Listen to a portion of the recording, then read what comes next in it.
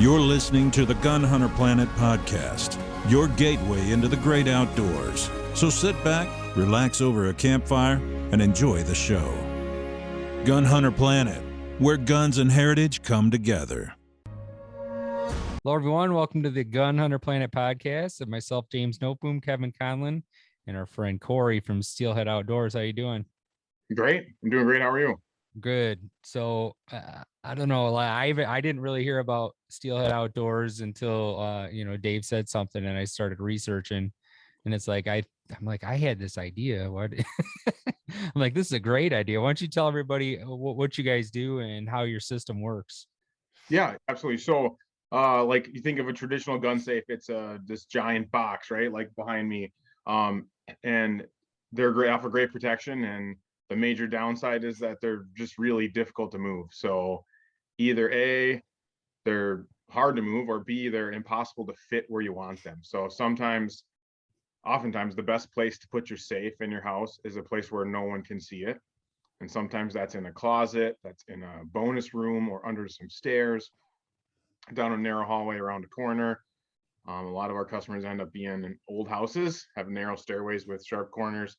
And the only way to get a traditional safe in those places might be to cut holes in the wall, which isn't an option for everyone. So we started realizing that there's these modular gun cabinets. There's a couple other people on the market making modular safes. But we wanted to make one in the USA, start to finish as much as possible. And we wanted to build it with the highest quality components. And we make it from raw sheets of steel to finished safe in Minnesota, right in our own backyard. Yeah, that's pretty cool.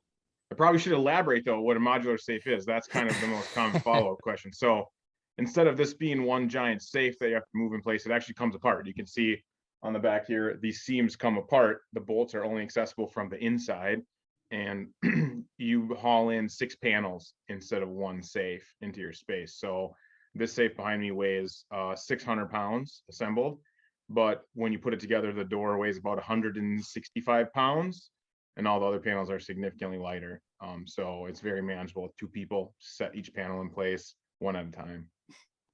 No, that's such a great idea, because I have one of those houses, right? It's like Right. I can get it through the garage and maybe up the stairs, but the stairs to the basement's so narrow. So I mean, I got like a 15 gun steel safe. The only thing I could fit in here, something like this would be awesome. To fit everything in and have it, how's the fire resistance on your products? Yeah, so there's a couple unique things about that. So what we learned during our research is that there's no like central governing body that does the fire testing. The UL does one fire test that these small cache safes can pass, but as far as I'm aware, there's not a single gun safe on the market that can pass that test because it's so rigorous. Right. And the safes are so big. An already heavy gun safe would weigh in the thousands of pounds. Yeah. To pass that test. So since there isn't a central body, everyone just kind of comes up with their own testing, and every manufacturer does it a little bit different. The basics are you put in an oven, usually it's 1200 degrees, and usually the test goes until the inside reaches about 350 degrees, which is the kind of generally accepted temperature where paper will be okay. But there's all sorts of fine details that are lost in that description of that test, right? Is the safe full of stuff? Is the safe empty? Is there one temperature sensor? Is there more? Is it on the ground? Is it on the ceiling? So we tested ours at independent lab with 5 temperature sensors from top to bottom, with a totally empty safe, and all of them stayed under 350 degrees for a little over 30 minutes. So right around 30 minutes. Traditional safe this size, lined with sheetrock or drywall. Most manufacturers from our research would probably call it a 45-minute, maybe a 60-minute safe. But like I said, I don't know exactly how they're doing their testing. But our system uses a ceramic blanket material rather than a drywall material.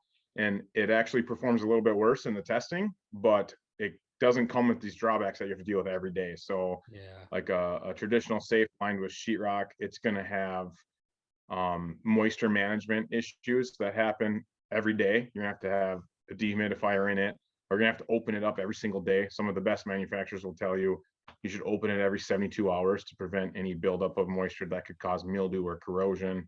Or that's why dehumidifiers are so common in gun safes. And some of the guys will tell you those kinds that you put in your oven to recharge and then they change colors. You could replace those every couple of days and they'd be changing Yeah. colors all the time because they're full of moisture. No, that's good information to know. And that's cool that you guys, have kind of figured a way around that, because that can be a problem. And we know a lot of guys, and I'm not going to name any names. It's not Kevin. They don't clean their guns properly. So just anything that's going to add to the rust, you got to try to avoid, right? Yeah, correct. Yeah. So what kind of, how many different models do you have? Or is it kind of mix and match and kind of build your own, or? Yeah, things of so that nature? right now we have 3 basic sizes. So the smallest one, the Nomad 26, that's about 26 inches wide by 18 inches deep by 54 inches tall. And that's our smallest one. It's a little on the short side. And that one was specifically designed to go inside closets and small spaces. We found a lot of people that are renting, their best spot for their gun safe is in a closet, and they're not able to make alterations to their closet. So it's purposely shorter than the other ones to fit underneath that coat hanger bar in your closet. And like we had one customer that took that thing up to his 9th floor apartment in Miami, one panel at a time in the elevator, right? So it was really one of his only options. So that's our smallest one. Then when we first launched, we had 2 sizes. The one behind me is our biggest like stock model. That one's a 38, it's 38 inches wide by 24 inches deep by 60 inches tall. And then we do have one that sits right between them. It's the same height as this one. It's 60 inches tall. It's 32 inches wide and 21 inches deep. And that one, the depth fits in most closets as long as you don't have a hanger bar. Because a lot of the closets they're like 24 inches deep in modern houses. And then you need to make sure the bifold doors will swing past the handle. So you got a couple inches to spare there. But those 3 sizes come in 3 different standard interior configurations. The inside's kind of cut in half. You can have gun storage on one side, valuable storage on the other, or you can have gun storage on both sides with shelves above. And then they come in like we'll say our standard color combination is going to be brown exterior, white interior. And those ones we keep in stock ready to go. Moment's notice. If you wanted to order one today, we could ship it out in less than 1 week. And then we have like a line of, we'll call them semi-custom built to order colors, like the screen behind me. Yeah. And beyond that, we're tied in with Prismatic Powders. That's the sister company of Cerakote. They have 380 different color choices that we offer our customers. So that's become a significant part of our business. This last year in particular is the customs. People go, there's safes at the big box stores I can walk in and walk out with, but I want something different. I want something unique. So we're doing custom signs on the front. We're doing different finishes. With this year, in the last couple months, we've done both a rusty safe and a completely raw safe, raw steel with just a clear coat on it. We've done black on black. We're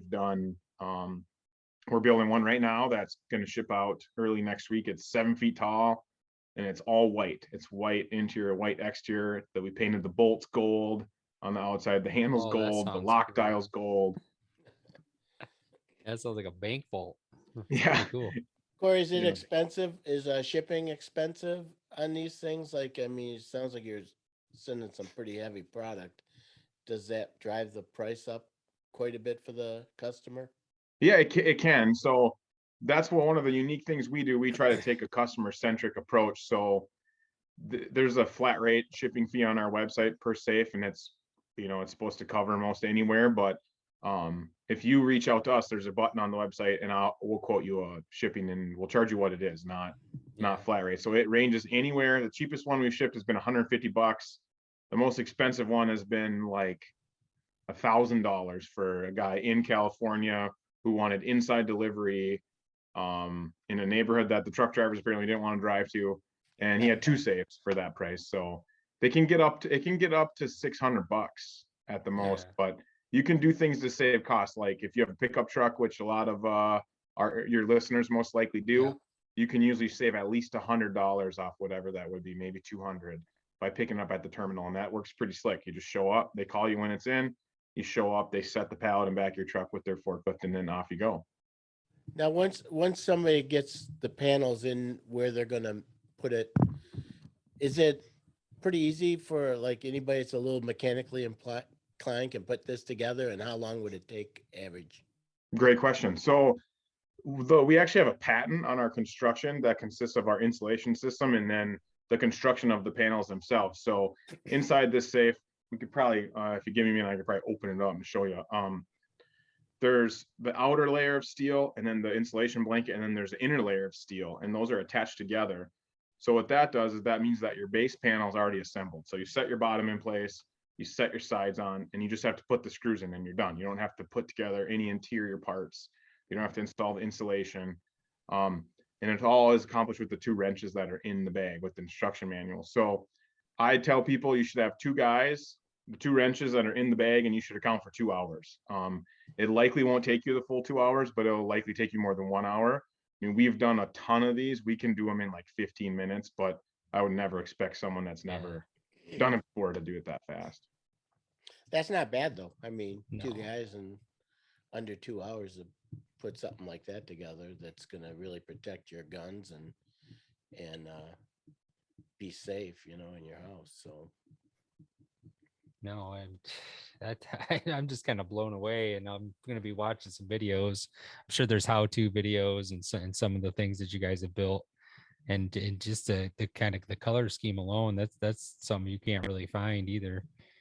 You know, could I do American flag one if I wanted to? Would that Sure work? can, sure can. See, look. We can do anything. And then the cool part about the panels being different, you could do each panel a different color if that was something that was interesting to you, with the red, white, and blue or something. Nice. Yeah. Is it possible to show us the inside? Yeah, you just gotta bear with me. I forgot to unlock Nope. Oh, no problem. Yeah, we're not gonna write down your combo. that.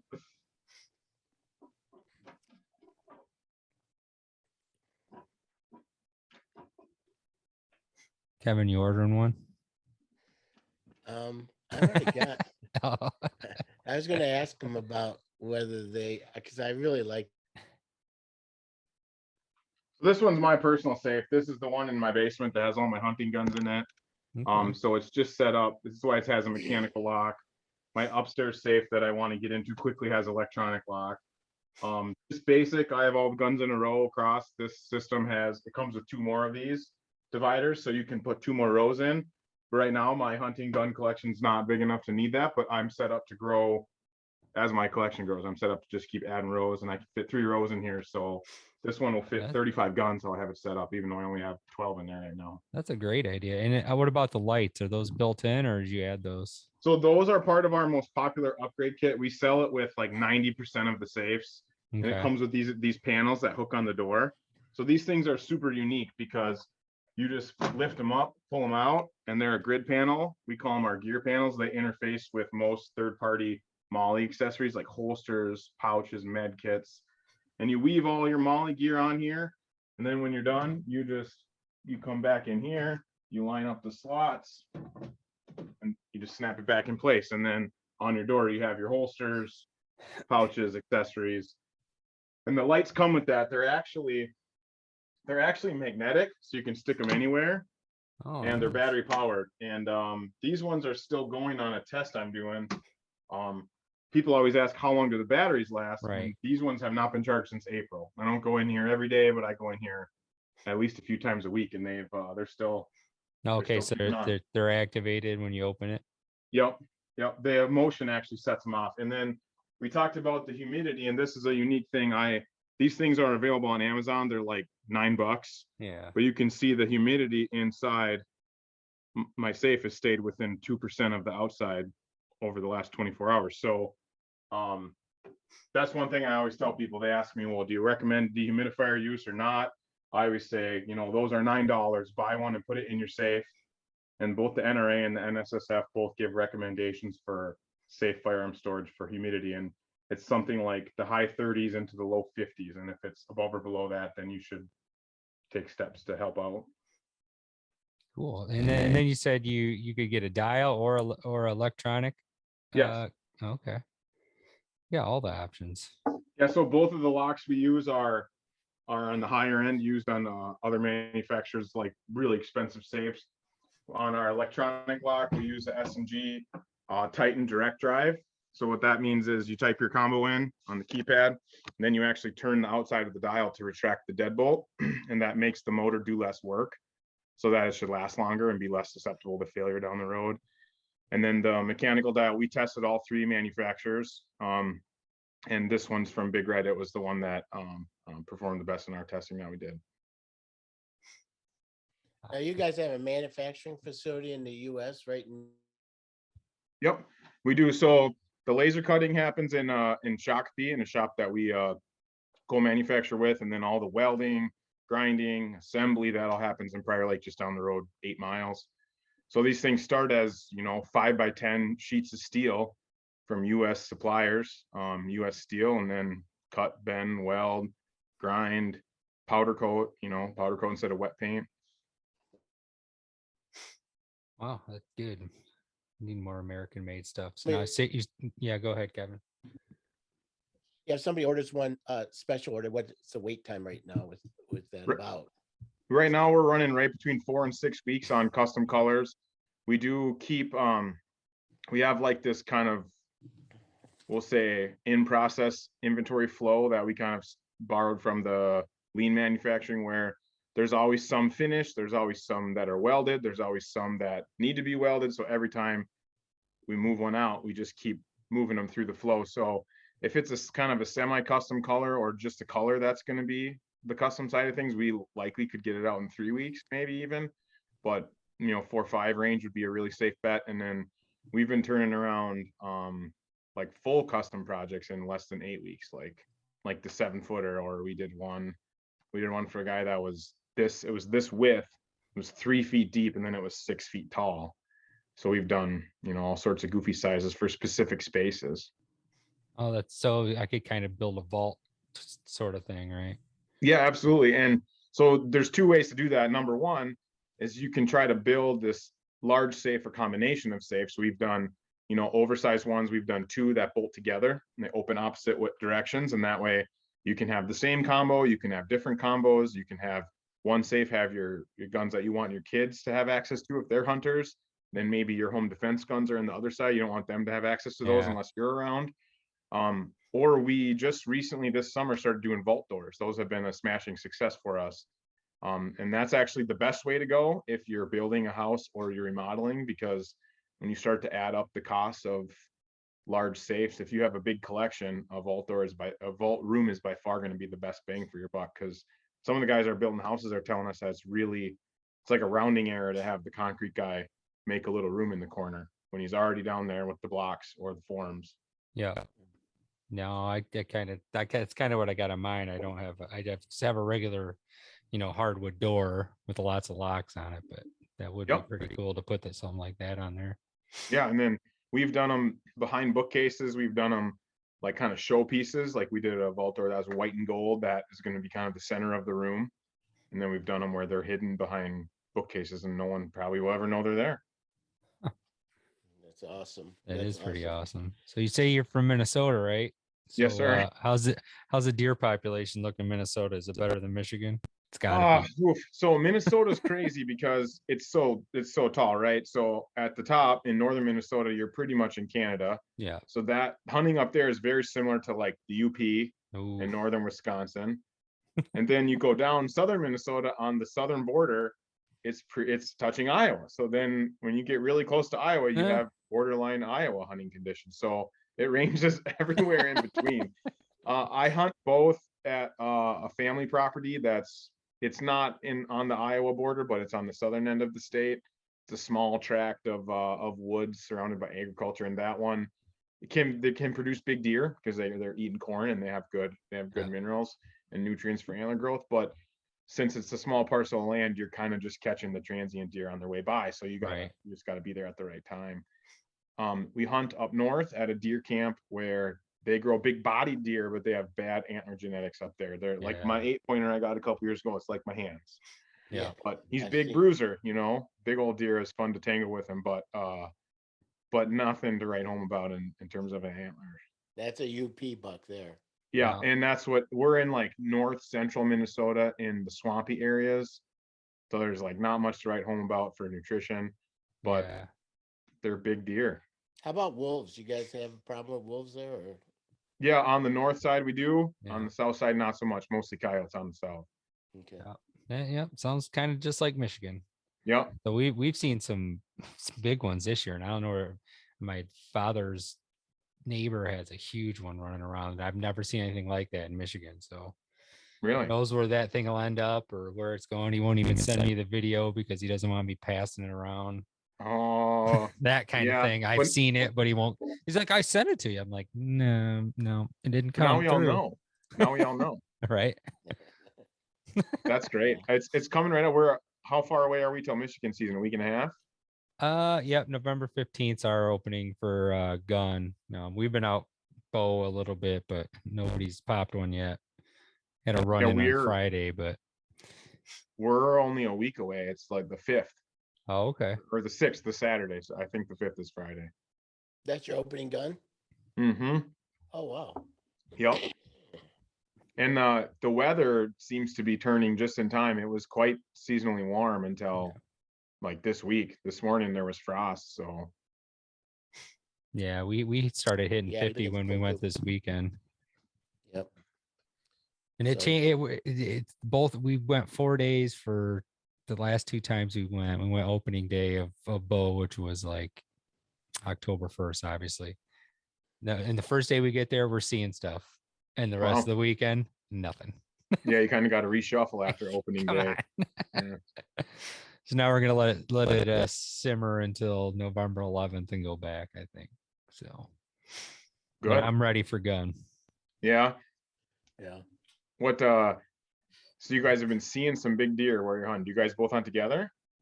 No, I Ah, hunt in the Upper Peninsula for gun, which is used to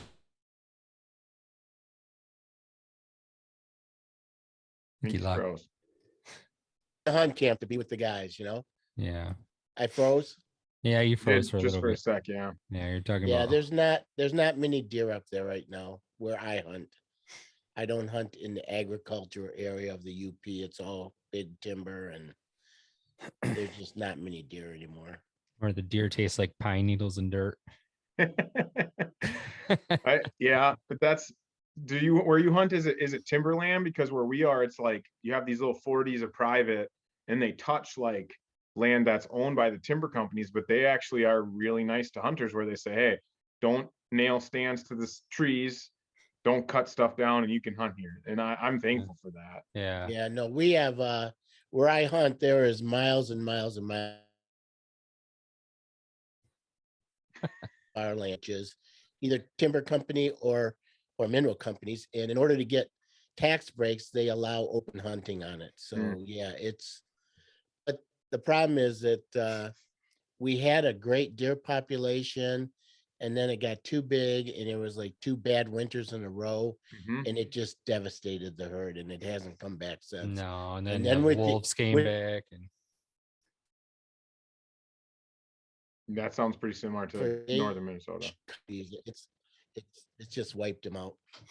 yeah, So yeah. I know quite- we hunt on the southern side, towards the bottom of Michigan, probably below Grand Rapids and Mhm. just above Battle Creek. So it's getting better. I mean, all our deer are corn fed, so our deer taste just like a cow, which is nice.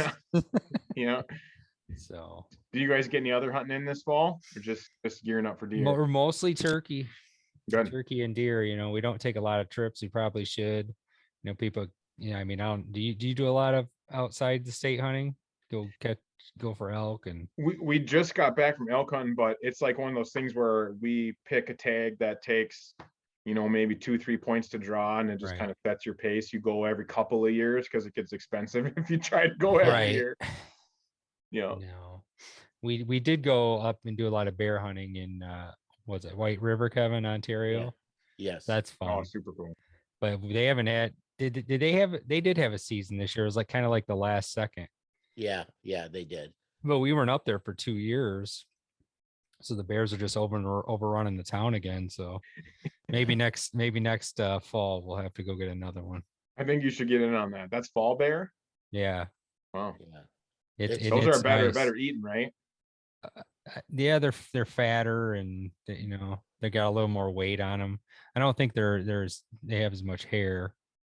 I don't know. Kevin's hunted the spring bear before. Yeah, so the spring bear has a lot nicer coat, but but their weight is not as high. So for example,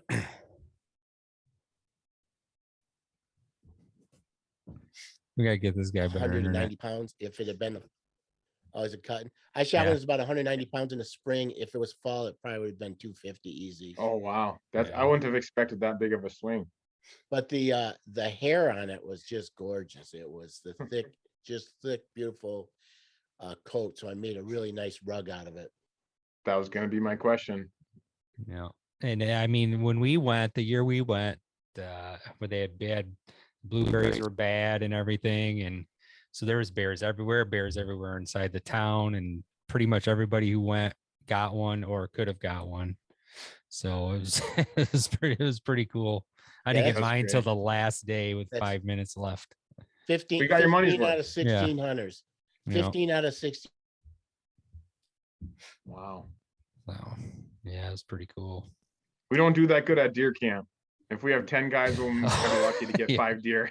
Yeah, that's Yeah. us. That's us. No, having a nice, cool deer camp like that up north that would be fun. I would do that. You know, it's not all about how big the bucks are at that point, but Yeah, it's Hey, kind of cool. and- So I grew up hunting with my grandpa, and my dad was the mechanic of the family, so he never had time to hunt. He never took it up. So my grandpa got too old to hunt. It was right about the time I was getting married, and my father-in-law kind of took me into his family's deer camp. So no, it's same thing. No one in his family had any interest in doing it.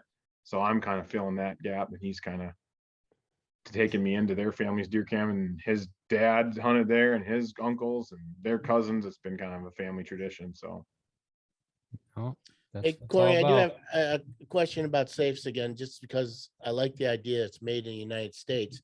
But, you know, right now I'm not in the market for a huge safe because I have one already till that fills up. But I am looking, do you guys ever think about getting into like some of the smaller safes that you could put by the side of your bed? Or in my case, I have a motorhome. I'd like to put a safe in the motorhome. Is that a market you might enter into at some point? yes. So at first, if you'd asked us like a year ago, we probably would have said no.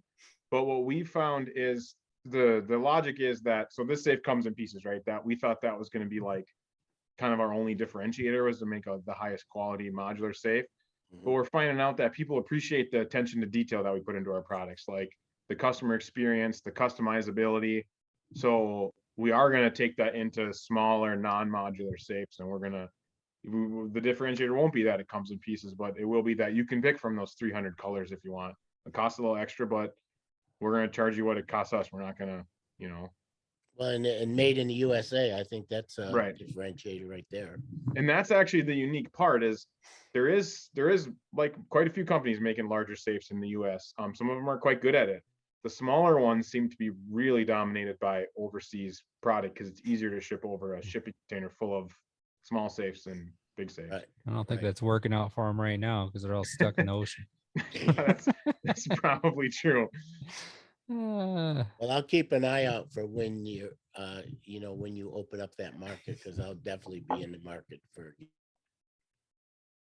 Yep. No, we're Couple definitely working safes. on that right now.